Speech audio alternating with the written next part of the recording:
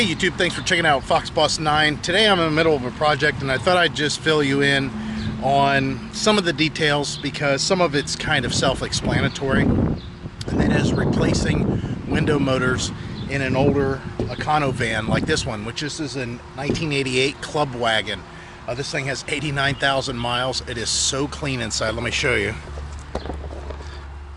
It came with an insulation package that was ordered from the factory. Some kind of a thermal package. There's a plug underneath the hood to keep the block warm.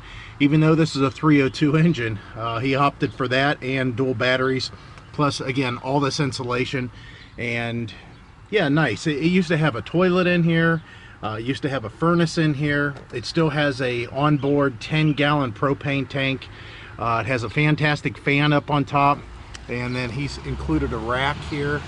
And then he also installed this ladder to get up top. Just a lot of thought was given into this thing, and it's set in climate control for all these years. This is kind of nice. They don't even make these anymore as far as I know. Of course, this gets screened so you can open your window and have breeze coming through without having bugs. And then of course the bed, and there's a 10-gallon water tank in there with a water pump. Just a nice van, very, very clean. And this is my son's. So back to what I was talking about. I've taken apart the door panel, and there's a couple of things that I want to point out, more than this being a step-by-step tutorial. If you haven't ever had it replaced before, like in this one, the window motor, you're going to have to drill out these rivets. And it's kind of a pain in the butt, and what you're going to do is replace it with bolts, which that's kind of a pain in the butt to get them back started. You can tape them in place on the regulator to hold them, or you can tack weld them if you want, and just put whatever size bolt you need coming through back the other way for these 4 holes. You're going to peel back this plastic. Don't lose this plastic. Don't destroy it. Try to do everything you can to keep it intact. And then use adhesive, 3M adhesive spray, to spray and put it back on there. Now, if you can't, do something like I did on the other side, which I'll show you now. And that is just find a really heavy plastic, like this drop cloth plastic, and again, 3M adhesive spray, and spray the panel, and then just go ahead and stick the plastic on there and then cut it to shape. Not a big deal. And this is a moisture barrier. This keeps the moisture from attacking these panels. You can see these panels, there's nothing special about them. They're just a real pressed board of some kind. They're kind of like a hard cardboard. They're not quite wood and they're not quite paper, but there's something in between. And you know how that stuff, I just mentioned 2 things, wood and paper, that just sucks up water. So yeah, this will keep the moisture from penetrating into the cabin as much, because there is quite a bit of moisture that does get inside these doors from down inside window tracks and stuff like that. So anyways, it's just my little tidbit. Now back to the motors. Once you drill out these holes, you're going to have to support your window like I've got here, and then you're going to have this motor lowered at the same time as you're negotiating the regulator. Now, you need to just take your time and manipulate it and move it as needed to get it out. That means the window may have to go up and down, which you're going to have to manually hold now because there's nothing holding it except the regulator, and the regulator is attached to the motor. If the motor's shot, there's nothing keeping this window from going up and down. That's why I have all this tape up here holding it. And you're just going to have to negotiate it out. Negotiate this big regulator arm and the motor out at the same time. I'm going to go ahead and take all this out and move it to where we can get in the garage, and I can show you the next step of replacing the gears inside the motors and what to check for. Now that I've got the motor off, you can see kind of the overall layout. Let's go ahead and show you what it looks like here. And you kind of want to put it back together the same way, where the regulator's in the same position and that arm is in the same position, all because you're going to be putting it back in with the window in the same position as it currently is, because you have it taped up, or at least in my case I do. So let's go ahead and work on this motor first, and you can see it's just in this case 3 5/16 inch bolts. Not a big deal, nothing that you haven't seen before. And then once those 3 are loose, there's really nothing holding this. You can see that regulator comes right off. So just slide that out of the way. Nothing really needed to be done over there. And then we have one Phillips head screw that holds the cover plate on the motor. Now I'm going to put the link down below for not only the motors, but what I'm doing, and that's the gears. The gears, they come with a new plate, a new cover plate, some new grease, and then the whole mechanism. Not only the new plastic gear, but a new metal gear. And it's all pretty much assembled. And there's a little O-ring in there too that goes on this shaft that, I don't know, a lot of times I don't need, but it could be that if there's a lot of grease getting out, you could need it. Let's go ahead and get this thing off. See, it's just over those two studs. There's two bigger studs here that this fits on. And of course you can see the big glob of grease, but more importantly, you can see these broken pieces of plastic here. That's a hard piece of plastic. That's not grease. And that's what's broken inside the gearbox. So now we have to pull the lid off here, the gear, the whole thing. I'll go ahead and try it with these pliers. And it just lifts straight off, but you got to be careful. There you go. See, there's the metal gear that we're going to actually get rid of. And the plastic gear, which is still in here, is sometimes a little tricky to get out. Sometimes it comes right out. It looks like this one's going to come right out. And it's because of the grease and suction and all that stuff. And there we go. Took a little bit of prying, but finally got it off. And the seal looks very good still. This little O-ring, there's an O-ring around the shaft. So now the main thing that you need to be concerned about, and it's definitely a concern, and that's getting all these pieces of plastic out of here. Especially in this area right in here, because those pieces of plastic will get caught up in those gears eventually and cause issues. Everything that I just took out, that you just seen come out of that screwdriver, that was all hard plastic. There's another one. That's a hard piece of plastic. And they've broken down to where they're kind of small. Now, there's a couple of ways that you can do this. You can get a Q-tip. You could get a screwdriver with a paper towel on it, something like that. You could do what I'm doing now. And the other thing you can do, which I kind of prefer to do, and that is get to where I clean this out as much as possible by hand, like I am right now. And then what I'll do is go to the, in this case, van, plug in the motor, and then run the motor. Then I just take the paper towel and just kind of rub this shaft to where I get all the plastic off of it as it spins around. It's up to you. There's different ways of doing it, but that's what I'm going to do now. So I'll come back when this is a little bit cleaner. All right, so I got this cleaned out for the most part. I didn't make this spotless because some of this grease is just fine. It's older. And you might be thinking, why don't I just replace the entire motor? Again, that's an option, but you can save yourself basically $40 by buying, you know, just gears, just the gear set. These aren't very expensive at all. Again, the link's going to be down below for this and the motors. But the thing is, the motor on this runs great. The motor on the other side, which I've already done, that one ran great. And you can see they're original. They're original Fords. This is from March of '87, and of course the Ford number. And the other one, which is identical, that one was from 8 of '88. So yeah, I don't see a reason why I would want to replace a motor that is original and runs really well, because OEM stuff usually does pretty darn good. There's not a lot of upgrades from OEM. So let's go ahead and assemble this. And first thing you're going to do is open this bag. It's got some grease in it already, and the grease is in a bag also, which is kind of hard to negotiate out of the bag and where you need it to go. And again, there's a little tiny O-ring, a little bitty O-ring, which here's what it looks like. I don't need to replace that. This O-ring's good that's still on this shaft. You might have to on yours. Just pay attention. Yep, here's the other one. There's the O-ring there. No big deal. And then you're going to have to open this bag and get your grease out. And again, this is a little tricky because it's in just like a little baggie. So just kind of cut off one of the corners and work this stuff out. And you're going to want to lubricate your gear as best as possible so you don't have a bunch of noise, and this thing lasts just as long as the last one, which These things, the culprit that really kills them is temperature and just age. I mean, they are plastic, so there's a good chance that, even though, like in my case, this thing probably hasn't gone up and down very many times, it doesn't really make a difference, because it's all about age of plastic. It's kind of sad, but that's the way they operate. So we'll go ahead and get some grease down here inside, especially around that worm gear. That's what they... worm gear's got an adjustment on it. I don't see any reason that you have to mess with it.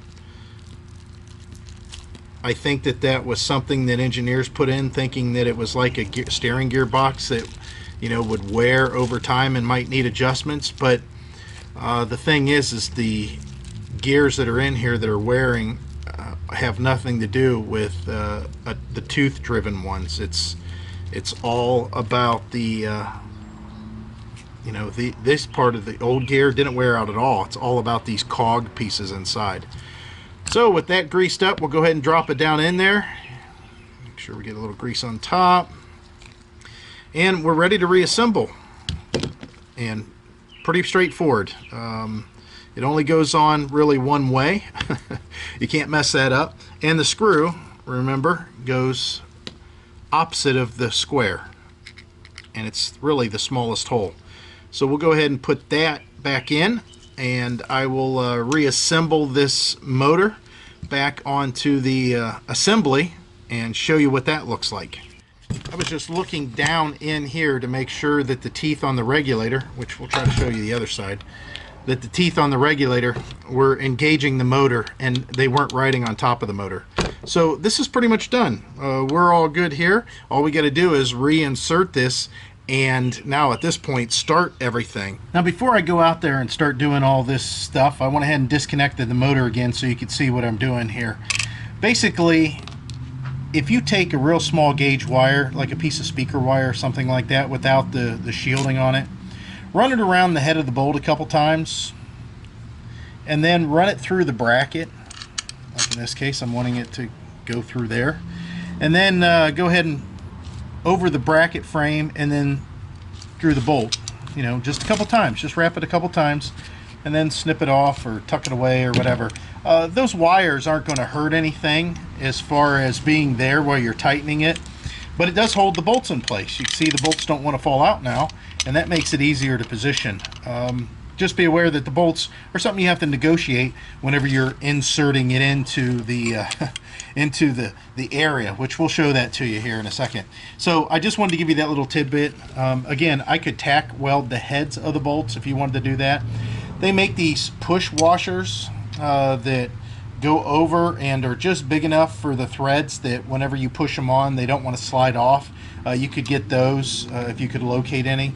But this will work. This will work for us. And as far as the regulator and its positioning, just go ahead and mark your regulator. Like in my case, I drew a couple lines, and that's the way the regulator needs to be pointed before you disassemble the motor. And of course, when you reassemble it, that way you know you got it exactly where it needs to be. In the case of what I've got going on here, this is the passenger side of an '88 van, and yours may be different, but I doubt it. This is where the bolts need to be placed, in this hole, this one, and this one. So there's 3 here, and you can see up here possibly, let me look at the camera, yeah, there's 3 here, and then there's 1 here that's just off the camera's angle. But that's what is necessary to get the bolt started. And as far as this one here, I can reach this with no problem. It's right through the panel here, so I'm not going to bother trying to put one in there. I can do that after the fact. Now, this is the most important tool you can have, and that is patience. Everybody's got it. They just choose not to use it most of the time.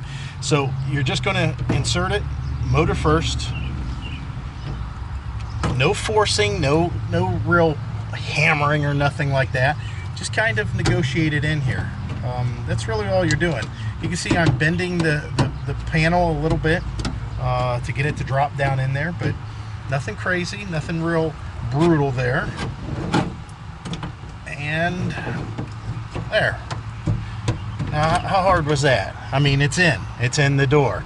So now the regulator arm is pointed still straight up. The regulator arm that has that little plastic piece on it, it's pointed straight up, and you're going to put that arm in between a track. Here's the bolt for the track. The track that runs all the way, the window track, all the way to the top of the window frame, all the way down here. That arm goes in between this panel and that track. Not the door skin and the track, but this panel and the track. So we'll go ahead and do that as we're raising it back up at the same time. Again, patience. Everything's just got to take patience.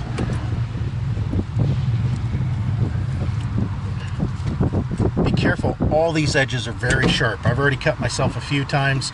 I'm just used to it. If you aren't, you're going to get cut, just to let you know. And now we're just raising it all in place. Again, just having patience, not forcing anything. This is a very awkward, sharp piece of equipment that I'm trying to negotiate in here. Now, the first thing you want to do is get that track, that little piece of plastic. You want to get that on the track of the window, the bottom of the window, before you attach the window motor to the frame, because once it's attached, you can't get that piece of plastic in the track. It's you know, pretty much impossible because it's all fixed. And there we go. So now that's in there. So that helps right now because it's helped supporting the weight. Now I just have to move this thing around until I can get my bolts in the area that they need to be. Again, you can see there's just taking my time, nothing crazy. And I got 2 of the bolts. I just need the 3rd one. Oh, it's kind of hard to reach here. Oh, let's go ahead and try it that way then. We'll get that bolt started first. I got 1 bolt started here. I'm going to go ahead and put a washer on it, a lock washer. Again, this is just out of camera's angle. And get a nut on there.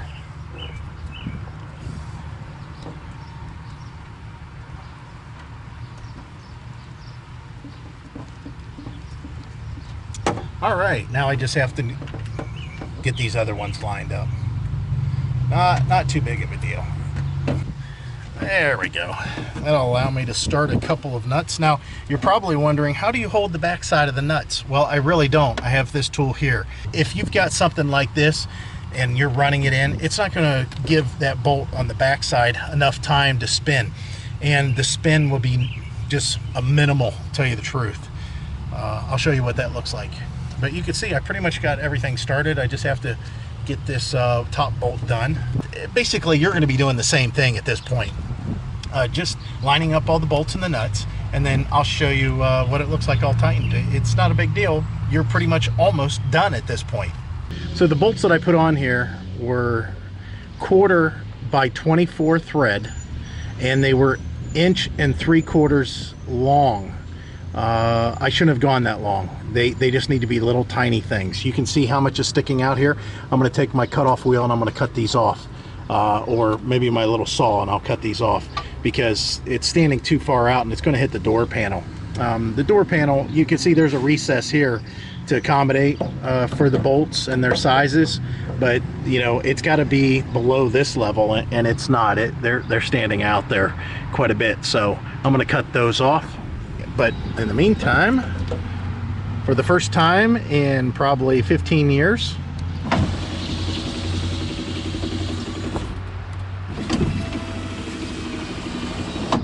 it works. So that's how you change motors. Well, I hope this helped out. I got a disaster going on in my garage that I need to clean up, and I got a disaster in the van that I need to clean up because, again, storms are coming through, and I wanted to show you guys what it would take to replace these motors or the gears, whichever you prefer to do. Once you have the motors off, though, if they're in good shape, the gears are nothing to replace. But then again, for a little bit more money, you can buy the motors. So I'm going to put the links down below for the gears and the motors, and this is going to cover quite a few Fords. Just whenever you click on that, type in your vehicle information. It'll say this fits your vehicle or it won't fit your vehicle. it's most likely going to fit if you have an older style Ford, definitely in the 80s and even into the 90s. So that's it, guys. I hope this helped out. If you like this video, click like or subscribe, and again, links are down below. Thanks.